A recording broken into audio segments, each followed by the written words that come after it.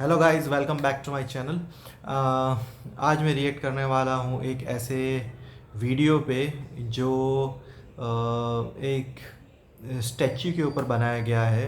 काफ़ी controversial topic है। इस वीडियो को शूट किया है एक चैनल ने, जिस चैनल का नाम है अभी एंड नीतू। और इस वीडियो का नाम है reason 18, the true cost of unity. इस नाम को देख के आप समझ ही गए होंगे कि मैं किस स्टैचू की बात कर रहा हूँ। So let's see this video first and then after हम इस पर रिएक्ट करेंगे। Did you know this is the tallest statue on the planet? This is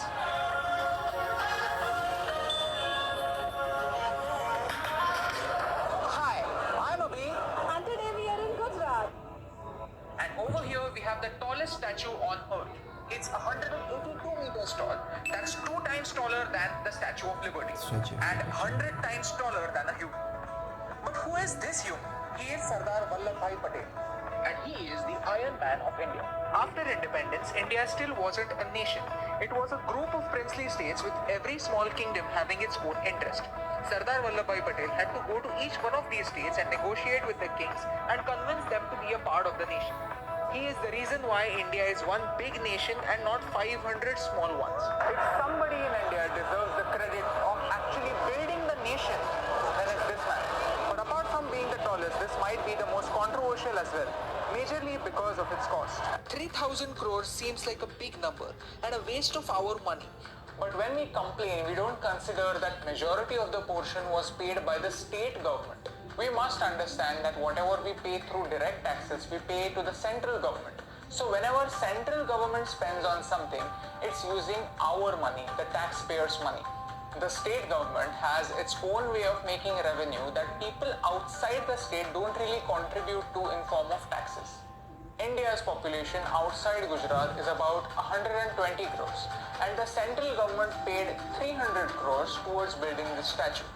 So if you are outside Gujarat, you paid around 2 to 3 rupees in form of taxes to build this statue. Now tell me, is it worth it? But did you know what was the production budget of Avengers Endgame? 2,500 crore rupees. Some might say, rather than making a movie about superheroes, why can't Marvel donate that money to eradicate poverty? You must have seen this on Instagram. This is called Hands of God. It's Vietnam's Golden Bridge, and it cost 14,000 crore rupees to build. Burj Khalifa cost 10,500 crore rupees to build. Things that matter cost money. It's a fact.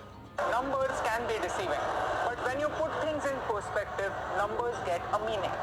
Are we going to wait for every major problem in our country to be resolved before we actually build something? In less than a year, 18 lakh people have visited the place. The entry costs 350 rupees. That's 63 crore rupees earned just through the basic ticket. But an equally important number is this. 75,000 tribals had to leave their lands and their homes to make place for this statue. Their rehabilitation should have been the #1 concern. India is diverse. People speak different languages, they eat different food, and they have different beliefs. In such a scenario, it's a wonder that India as a country exists. People's opinion can be polar opposite. In such a country, This one man convinced over 550 princely states and 10 British ruled provinces to be a part of India. He united India and made it what it is today. He is my hero, and you and I will forever be in his debt. maybe this is what it costs to make people aware about a man's work. This statue is a symbol of our gratitude towards a man who is otherwise a line or two in our history book. This statue gives us a reason to talk about how the nation was built from scratch. And that's the reason why I love India!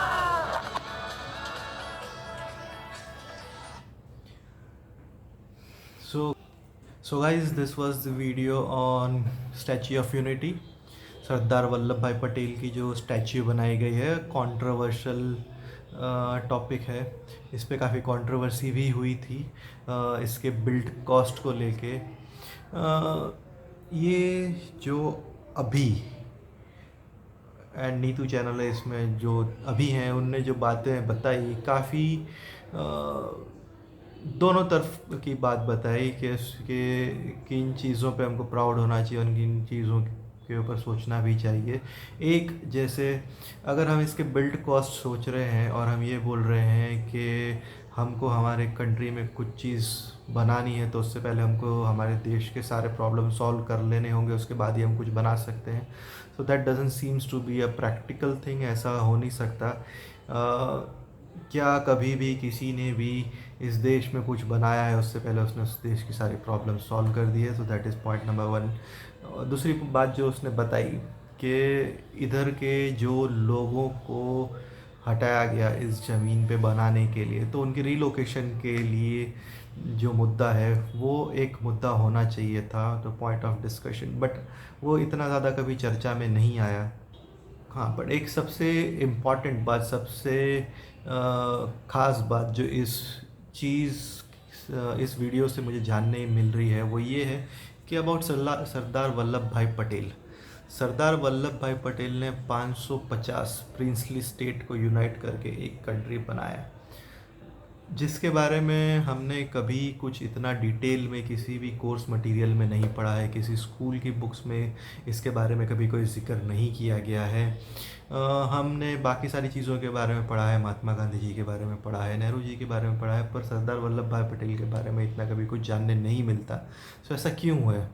हमें कभी इनके बारे में इतने detail में जानने क्यों नहीं मिला?